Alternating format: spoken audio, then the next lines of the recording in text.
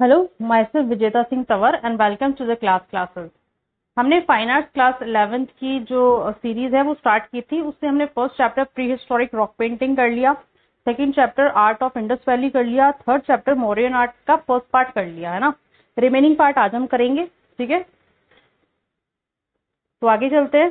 Chapter 3 art of the modern period part 2 है ये, ठीक है। Table of the content, table of content introduction हम कर चुके थे। देखिए इसमें हमने इंट्रोडक्शन कर लिया था, मौर्यन पिलर के बारे में पढ़ लिया था, आर्किमिनियन पिलर पढ़ लिया था, मौर्यन फोक आर्ट हम पढ़ चुके थे, यक्ष और यक्षिणी फिगर्स के बारे में हमने पढ़ लिया था, और रॉकेट केव्स के बारे में हमने पढ़ लिया था, है ना, जिसमें हमने वो एलिफेंट फिगर और वो लोमुश ऋषि की गुफा उसके बारे में बात कर ली थी, ठीक है। आर्किमिनियन और मौर्यन पिलर्स के बारे में भी हमने बात की थी कि मौर्यन पिलर्स जो थे वो कैसे थे, वो एक ही पत्थर से बने हुए थे, यानी उसमें टुकड़े टुकड़ों को बना लेके नहीं किया था, एक ही चट्टान से बनाया हुआ था। और आर्किमिनियन पिलर थे वो जो टुकड़ों टुकड़ों में बनाए हुए थे, ठीक है। आर्किमिनियन पिलर बहुत पुराने हैं, मौर्यन पिलर बाद में आए हैं, ठीक है। मौर्यन फोक आर्ट में हमने यही किया था, यक्ष यक्षिणी रॉक कट केव्स, ठीक है।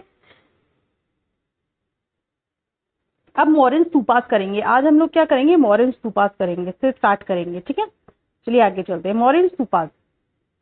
अब मौर्यन स्तूपास में देखिए कि mostly constructed over relic of Buddha, यानी सबसे ज्यादा किस पे बने हुए हैं, बुद्धा के स्मृति चिन्हों पे बने हुए हैं ना, यानी बुद्धा से रिलेटेड जो चीजें हैं, जो स्मृति चिन्ह है उन पे बने हुए हैं। जैसे उनके पद चिन्ह हो गए, उनका कमल सिंहासन हो गया, उनके चक्र हो गए, है ना, और उनके स्तूप हो गए, उनपे मतलब उनसे रिलेटेड जो चीजें हैं उसके ऊपर बने हुए हैं, ठीक है। जैसे कि राजगृह का, है ना, स्तूप, वैशाली का, है ना, और वेथादीपा पावा बिहार में, है ना, कपिलवस्तु अलाकप्पा रामाग्राम नेपाल में, कुशीनगर पावलवीना उत्तर प्रदेश में, ठीक है। और constructed over remains of Buddha. जो मॉडर्न स्तूप्स जो थे, ये देखो एक इमेज दे रखी है यहाँ पे स्तूप की, इस तरह के स्तूप होते हैं, ठीक है। और ये किससे बनते हैं, बुद्धा के रिमेन्स पे मोस्टली जो कंस्ट्रक्टेड किए गए हैं वो उनके अवशेषों पे है, जैसे कि अवंती और गांधार के स्तूप, ठीक है, अवंती और गांधार के स्तूप, ठीक है। और प्रैक्टिस ऑफ डोनेटिंग ऑफ स्तूप, यानी inscriptional evidence mentioning donors name.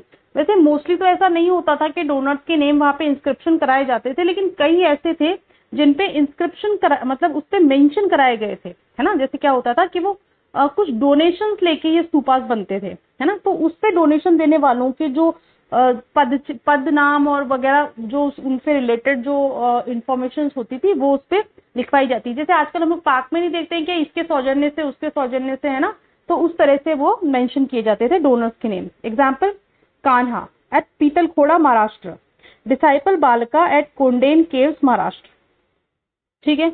और स्तूपा विहार और चैत्य जो थे, है ना, वो क्या थे, parts of Buddhist Jain monastic complex, यानी बुद्धिस्ट जैन के मठीय परिसर के भाग थे, यानी ये लोग जब आते थे तो उसमें स्टे करते थे, ठीक है।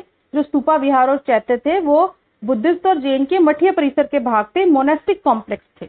यहाँ तक कोई कंफ्यूजन है कि किस पे बनते थे, ज्यादातर उनके मोमेंटो यानी उनके स्मृति चिन्ह पे बनते थे, उनके अवशेषों के ऊपर कंस्ट्रक्ट होते थे, और उस पे क्या होता था, जो भी डोनेशन देता था उसके जो उस पे जो इंस्क्रिप्शंस बनते थे उसमें मेंशन किया जाता था डोनर्स का नाम, ठीक है। अब नेक्स्ट आते हैं हम लोग, आगे चलते। डिपिक्शन ऑफ बुद्धा, यानी डिपिक्शन ऑफ बुद्धा का जो तरीका था वो पहले कुछ और था, बाद में कुछ और हो गया। कैसे हो गया आप देखिए, पहले जो रिप्रेजेंटेशन होते थे वो कैसे थे, एज अ सिंबल। जो बुद्धा से रिलेटेड जो सिंबल थे, यानी उनसे रिलेटेड जो भी चिन्ह थे, है ना, उससे मतलब उस पे ये बनते थे। जैसे कि फुटप्रिंट्स, उनके पद चिन्ह हो गए, है ना, लोटस थ्रोन्स यानी कमल चिन्ह, चक्र आपको पता ही है, और स्तूप पता ही है ना, इस तरह से वो बनते थे। पहले इस तरह से डिपिक्ट किया जाते थे बुद्धा के रिप्रेजेंटेशन, बुद्धा के जो डिपिक्शन थे उनको रिप्रेजेंट किया जाता था। फिर बाद में क्या हुआ, नैरेटिव डिपिक्शंस हो गए। नैरेटिव यानी, नैरेटिव का मतलब होता है कि कुछ स्टोरी फॉर्म में, है ना, later portrayed on railing and toran of stupas as Jataka tales, यानी जातक की जो जातक कहानियां जो थी उस तरह से उसको पोर्ट्रेट किया जाने लगा कि जैसे जो स्तूपास बनते थे उसके परिक्रमा पथ, रेलिंग और तोरण, इनके ऊपर जो भी ये लोग बनाते थे, है ना, जो भी इंस्क्रिप्शंस बनाते थे उससे वो जातक स्टोरी को डाल दिया करते थे। कुछ ऐसा बनाते थे कि उसको देख के एक जातक स्टोरी का फॉर्म नजर आए, है ना। अब जातक स्टोरी क्या होती है, आगे चलते हैं हम लोग। जातक स्टोरी क्या होती है? जातक स्टोरी जो है वो रिलेटेड टू बुद्धिज्म, नेचुरल सी बात है, बुद्धिज्म से रिलेटेड, है ना। Narrative event from life of Buddha, Buddha की जीवन से जुड़ी घटना का वर्णन करती है, ठीक है। इंपॉर्टेंस ऑफ स्कल्पचरल डेकोरेशन, अभी जैसे मैंने बताया कि परिक्रमा पथ और तोरणों पे, यानी रेलिंग्स और तोरण पे, स्तूपा के रेलिंग और तोरण पे जो ये इसका एक डेकोरेशन के फॉर्म में ये जातक स्टोरीज को बनाया करते थे, उसमें कौन कौन से इवेंट उनमें इंक्लूड करते थे? देखो, बुद्ध के जन्म का समय कि जन्म हो रहा है, रेनसिएशन यानी जब उन्होंने ग्रह को त्यागा, वो वाले, है ना, कि उन्होंने शव देखा, उन्होंने बूढ़ा व्यक्ति देखा, उन्होंने ये सब देखा, वो जा रहे थे, फिर उन्होंने अपने सारथी को भेजा और वो चले गए छोड़ के, है ना। एनलाइटमेंट यानी ज्ञान प्राप्ति, है ना। धम्म चक्र परिवर्तन यानी जब उन्होंने प्रथम उपदेश दिया, कहाँ पे दिया था? सारनाथ में दिया था। महापरिनिब्बाना, है ना, यानी जन्म चक्र से मुक्ति, जन्म मरण के चक्र से मुक्ति, ठीक है। ये कुछ उनके लाइफ इवेंट्स थे जिनको वो उसमें दर्शाते थे, ठीक है। इसमें एक कुछ जातक के एग्जाम्पल्स दे रखे हैं। चदंत जातक, विरुद्ध पुंदिता जातक, रेरू जातक, सिब्बी जातक, वसम तारा जातक और क्षमा जातक, ठीक है। ये कुछ जातकों के नाम है, इसमें से कुछ एक याद कर लीजिएगा, होते हैं तो, नहीं तो ऐसा कोई जरूरी नहीं है, ठीक है। कुछ जातक एक दो नाम याद कर लीजिएगा, जैसे रेरू जातक इजी है, सिब्बी जातक, क्षमा जातक, है ना, ये कुछ 3 नाम है, ये इजी है, इनको याद कर लेना, ठीक है। तो जातक स्टोरी के एग्जाम्पल्स में आपको काम आएंगे अगर जातक के ऊपर लिखने को आ जाए बाई चांस मेंस में, ठीक है। चलिए आगे चलते हैं। आगे है हमारा lion capital Sarnath. Lion capital Sarnath के बारे में बात कर रहे हैं। उससे पहले, इसको एक्सप्लेन करने से पहले मैं आपको इसकी इमेज दिखाती हूँ लायन कैपिटल सारनाथ की। देखिए, ये कंप्लीट लायन कैपिटल सारनाथ है, ये जो इमेज में लेकर आई हूँ ये कंप्लीट इमेज है ना। जैसे हम लोग देखते हैं वो क्या देखते हैं, ये वाला पार्ट देखते हैं, ये वाला पार्ट देखते हैं, ये वाला पार्ट देखते हैं, उसके नीचे एक पिलर, इतना ही देखते हैं। लेकिन ये पूरा है। देखो, ये ऊपर सबसे ऊपर व्हील है, कैपिटल, ये जो कैपिटल लिया हुआ है ना हमारे नेशनल उसमें, है ना।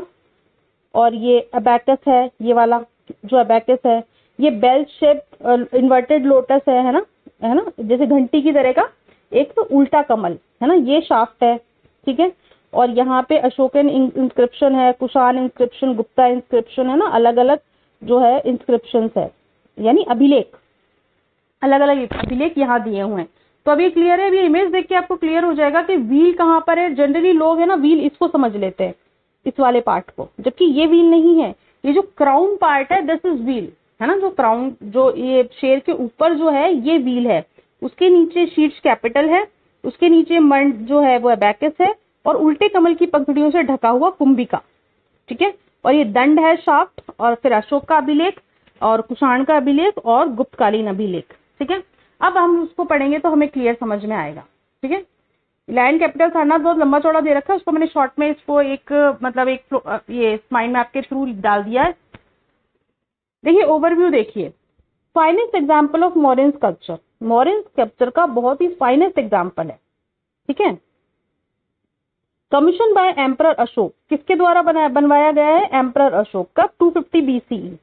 Made of sandstone and heavily polish surface, sandstone का बना हुआ है और काफी अच्छा पॉलिश सरफेस है उसका। अब हम कंपोजिशन की बात करें कि इसमें क्या क्या है। 5 कंपोनेंट है। देखिए, एक तो शाफ्ट है, शाफ्ट जो हमने पढ़ा था, बेस जो दंड था गोल लंबा, लोटस बेल शेप्ड, है ना। ड्रम ऑन बेस बेल, एक ड्रम था जिसके ऊपर 4 एनिमल क्लॉकवाइज डायरेक्शन में घूम रहे हैं, ये वाला, ठीक है। क्राउनिंग पार्ट लार्ज व्हील जो मैंने आपको बताया था, ऊपर जो चक्कर था, है ना। और एक कैपिटल था जिसे आपने नेशनल एम्बलम के फॉर्म में अडॉप्ट किया है without crowning wheel and lotus base, जिसमें हमने लोटस बेस और क्राउनिंग पार्ट को नहीं लिया है, ठीक है। कौन सा पार्ट नहीं लिया है? इसके ऊपर जो क्राउनिंग पार्ट है, ये जो है लायन, इसके ऊपर जो व्हील है उसको नहीं लिया है, और ये लोटस पार्ट को नहीं लिया है, खाली ये दोनों जो है, इन दोनों को हमने इसमें मर्ज किया है, ठीक है। अब आर्टिस्टिक फीचर, इसके आर्टिस्टिक फीचर क्या है? 4 lion seated back to back on a circular abacus. अब इसमें क्या है, ये 4 लॉयन है, 3 हमें दिखते हैं और एक पीछे की तरफ है, ठीक है। Lion portrayed as holding their breath, lion को ऐसे बनाया गया है जैसे वो अपनी सांस रोके हुए है, ठीक है। अपन ऐसे सीधे होते हैं तो अपनी नेक थोड़ी सी पीछे और चेस्ट थोड़ा सा आगे हो जाता है ना, ठीक उसी तरह से है ये कि lion portrayed as holding their breath. और अबैकस में 4 व्हील है, चक्र, विद 24 स्पोक्स। ये देखो 24 स्पोक्स वाले 4 चक्र है और चारों तरफ है, ठीक है। इन ऑल डायरेक्शन रिप्रेजेंट धम्म चक्र इन बुद्धिज्म। तो वो धम्म चक्र को रिप्रेजेंट करता है बुद्धिज्म के, है ना। बिटवीन द व्हील्स, और व्हील्स के बीच में कार्व्ड एनिमल्स है। ये देखिए हर 2 व्हील्स के बीच में कार्व्ड एनिमल्स है। कौन कौन से हैं? Bull, horse, elephant and lion. जैसे ऐसे शो किए हुए हैं जैसे कि वो मोशन में है, जैसे वो गतिमान है ना। Abacus is supported by an inverted lotus capital, और ये जो है ये जस्ट इसके ऊपर रखा हुआ है ना, इन्वर्टेड लोटस के ऊपर ये अबेकस रखा हुआ है। सिग्निफिकेंस क्या है, इसकी इंपॉर्टेंस क्या है? ये क्यों बनाए जाते थे? To commemorate the first sermon of Buddha Dhammachakra Parivartan. अब जैसे मैंने बताया कि ये जो है, ये जो व्हील है, अबेकस जो है, ये किसको रिप्रेजेंट करता है? धम्मचक्र को, है ना, इसके प्रथम उपदेश को, धम्मचक्र परिवर्तन। तो उसी फर्स्ट सरमन जो उपदेश जो बुद्धा ने दिया था, उसी की याद में इसको बनाया गया, ठीक है। Capital currently on display at Sarnath museum. जो कैपिटल है ये जो है ये अभी सारनाथ म्यूजियम में रखा हुआ है ना, ठीक है। While pillar is in its original place, जबकि जो शाफ्ट है, जो पिलर है, वो अपनी ओरिजिनल जगह पर ही रखा हुआ है, ठीक है, उसे वहां से नहीं हटाया गया, ठीक है। तो ये हो गया लायन कैपिटल सारनाथ। मेरे हिसाब से ये लायन कैपिटल आपको समझ में आया होगा, आप अपने ओन वर्ड्स में भी इसको डिस्क्राइब कर सकते हैं, ठीक है। 1-2 बार आप और देखेंगे लेक्चर को तो आपको क्लियर हो जाएगा। इसकी पीडीएफ आपको the class classes Telegram channel पे मिल जाएगी, वहां से आप डाउनलोड कर सकते हैं, प्रिंट निकलवा सकते हैं, ठीक है। अब ये चैप्टर खत्म हो गया। देखिए बहुत ही इजी फॉर्म में मैंने आपको ये चैप्टर एक्सप्लेन कर दिया है, पूरा थ्योरी पढ़ने की जरूरत नहीं है, कुछ भी छोड़ा नहीं गया है चैप्टर के अंदर। पसंद आए तो लाइक कीजिए, सब्सक्राइब कीजिए, शेयर कीजिए, ठीक है। तब तक नेक्स्ट 4th चैप्टर में हम लोग फिर मिलते हैं, तब तक के लिए take care, bye bye, thank you.